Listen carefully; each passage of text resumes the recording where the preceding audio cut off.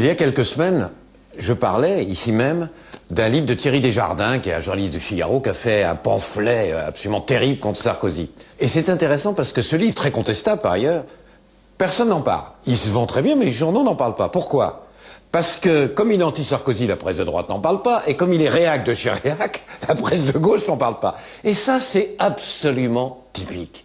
Regardez, il vient de sortir un livre très important en France, dirigé contre la religion. Et c'est un livre de Richard Dawkins. Richard Dawkins, c'est un des plus grands savants vivants. Et en plus, son livre s'est vendu à des millions, vous entendez bien, des millions d'exemplaires dans le monde. Pas un mot dans la presse française. Pourquoi ? Il n'est pas dans la ligne. Il ne pense pas comme il faut. On ne doit pas, en France, attaquer la religion. La droite, ça lui plaît pas. La gauche, ça lui plaît pas. On ne doit pas. Vous avez un livre d'un intellectuel pakistanais qui s'appelle « Pourquoi je ne suis pas ou je ne suis plus musulman », qui est une critique terrible contre l'islam de la part de quelqu'un qui en vient.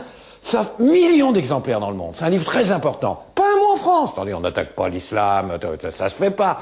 Qui c'est qui connaît en France Daniel Dennett, un des plus grands philosophes anglo-saxons. Non, personne n'en parle. Ou Michéa, un Français.